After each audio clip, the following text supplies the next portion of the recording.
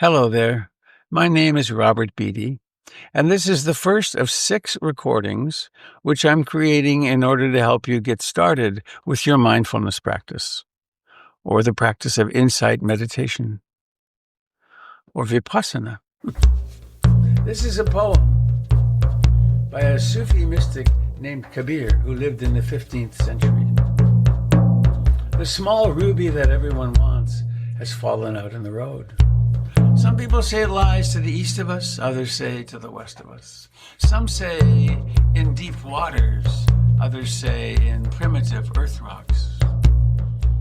Kabir's instinct told him that it was inside and what it was worth, so he wrapped it carefully in his heart cloth. The small ruby that everyone wants has fallen out in the road. Some people say it lies to the east of us, others to the west of us. Some say it lies in success, fancy vacations, children, sex, drugs, rock and roll, music. Kabir's instinct told him that it was inside and what it was worth, so he wrapped it carefully in his heart cloth.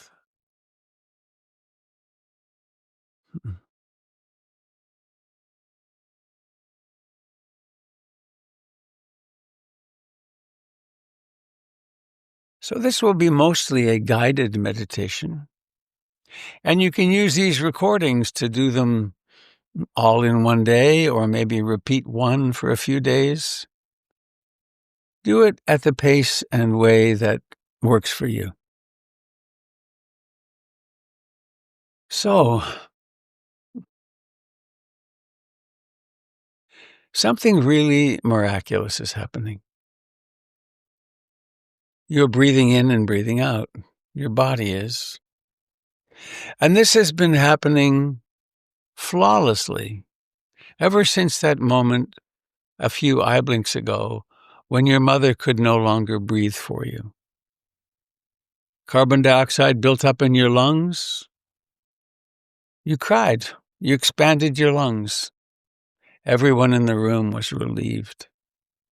And here you are all these years later, still breathing, but mostly unconsciously. So I'm going to suggest now that you sit comfortably upright. You don't have to sit cross-legged or in any special posture. You don't have to hold your hands in any special way. Just sit comfortably upright. And notice that you're seeing if your eyes are still open. And then let them gently close, or you can leave them softly down focused if you're more comfortable that way.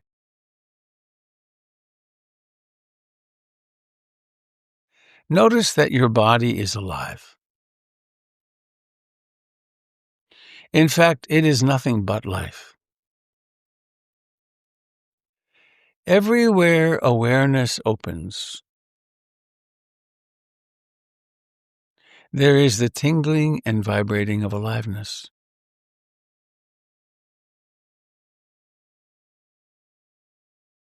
You can notice this aliveness in your hands and fingers. You can notice this in your feet and toes. You can become aware of it in your face.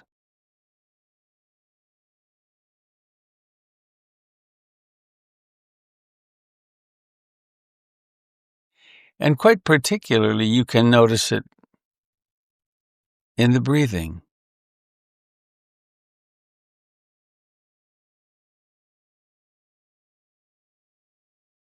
Now, right up front, it can be very helpful and relieving to know that the purpose of meditation is not to stop the mind. The purpose of meditation is to be present with whatever is occurring without suffering, to be able to accept reality on its own terms. And most people stop meditation because they feel like a failure when they can't control their breath. Well, why not change that from the very outset?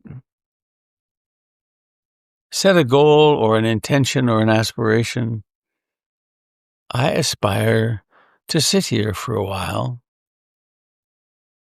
and notice the sensations in the body of the coming and going of the breath. Now, quite dominant in that is the rising and falling of the chest and abdomen. So we might take as our spiritual practice, our intended practice, mindfulness of in-breathing and out-breathing, in which there is the natural, uncontrolled rising of the chest and abdomen, all the way to the falling.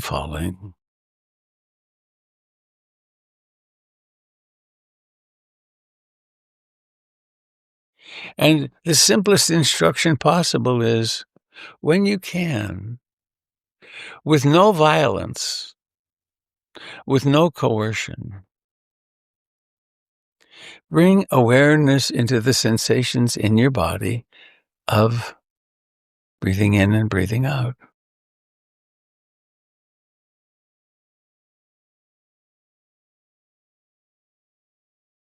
Now, probably one of the first things you notice is that this is challenging, that your mind wanders a lot, probably even most of the time.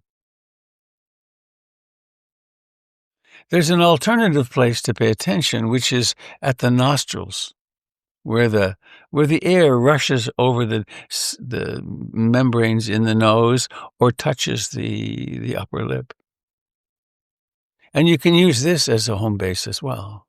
But choose one or the other, whichever is the most predominant and obvious.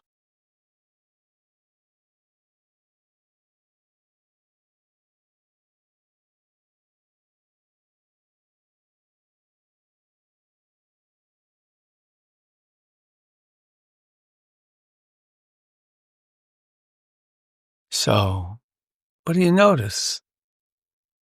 There really is a strong tendency to wander, isn't there? Well, let's not start a war. There's enough war in the world, and it doesn't work inside any better than it works outside. So notice the rising to fullness of the chest and abdomen, and then the falling to emptiness.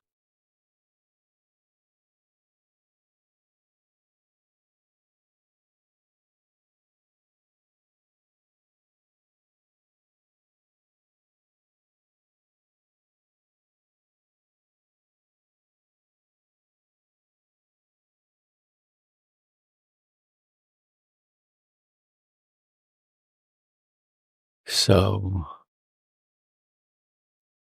come home to the actual sensations. We're not making anything up here. We're not visualizing anything. We're not imagining anything. We're noticing that the mind goes off into what you could call trance states. There's the trance of the future and the trance of the past.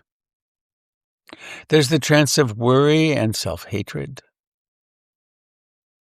There's the trance of sleepy dullness.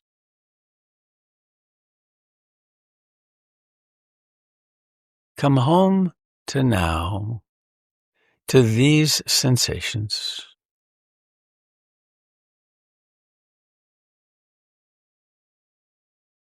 And one Burmese master of the last century suggested that we can help ourselves by making quiet little mental notes in the mind.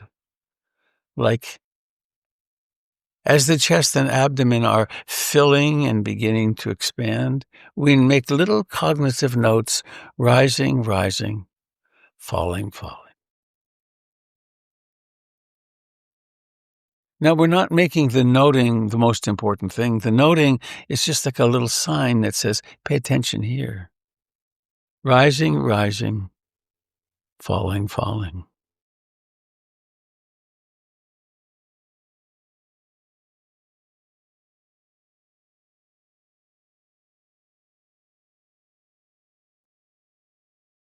When you awaken in the midst of a wandering mind, you can make the very simple mental note, wandering, wandering, returning.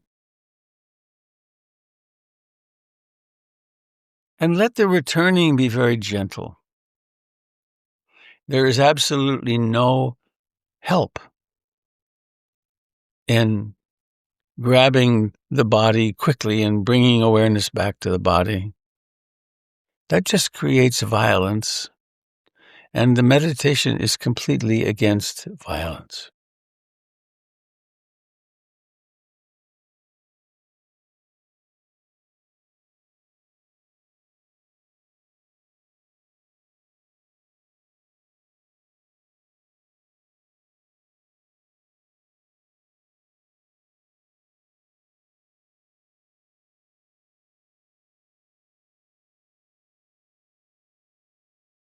Rising, rising, falling, falling.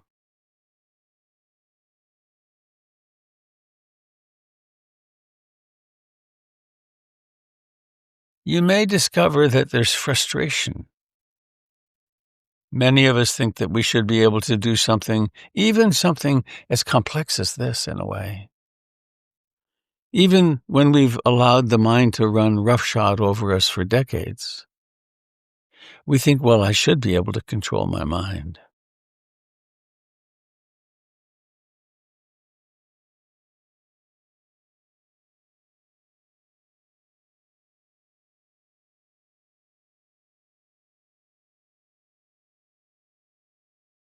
Rising, rising,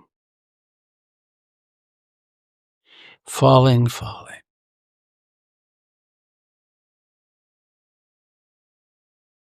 You may discover discomfort in your body. Unless the discomfort is a sign of some injury, we tend to allow it to be and just to notice the sensations, which are unpleasant, and the impulse to move.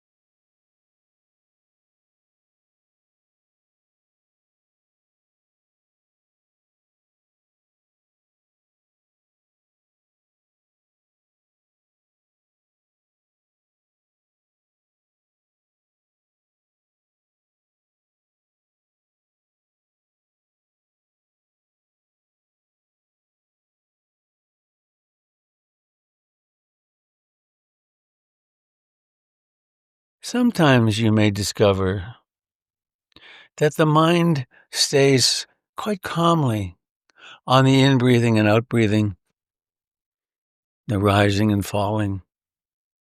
Other times it may be difficult to even find that at all. But don't turn it into a war.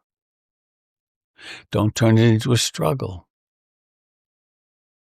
If you find yourself falling asleep and your head dropping, that's okay. You may need a few moments of rest. Come home to here. And simply know that taking the time to do this is the most important thing. We're not practicing for self-improvement, or we're not practicing to become something special. We're practicing to be who we are right here.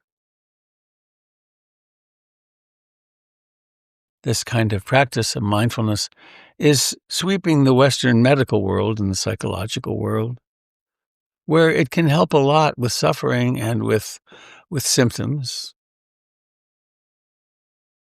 It can help with depression and anxiety. It can help modulate personality issues, self-hatred, fear.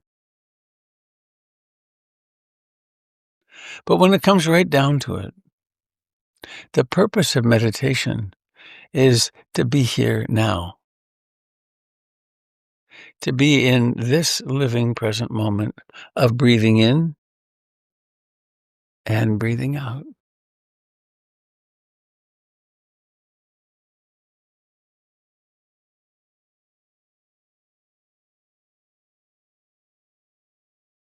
Meditation also points out to us and reveals to us over time what could be called our interbeing with all of life. A few decades ago, we weren't here, and then now we are here, and before too long, we won't be here. But life goes on. And so one of the ways to end meditation is to become aware of your body where it touches the chair. Not some theory or idea or picture, an actual sensation. Feel the sensations in your breathing as it happens. Feel the sensations in what you think of as your face and in your eyes.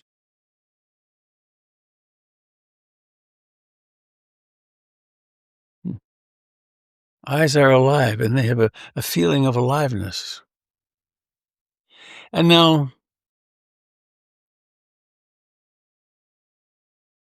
please notice the inner intention, the inner plan to open the eyes.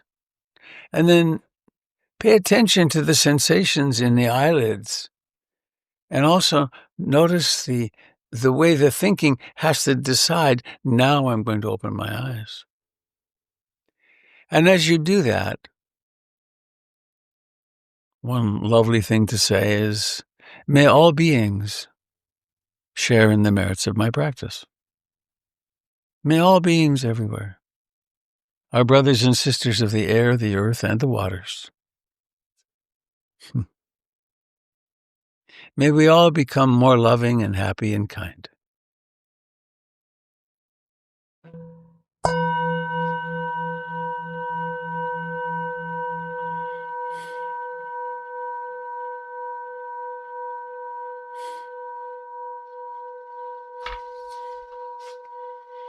Have a wonderful practice time, and I look forward to being with you in the second recording, which you can play anytime you want.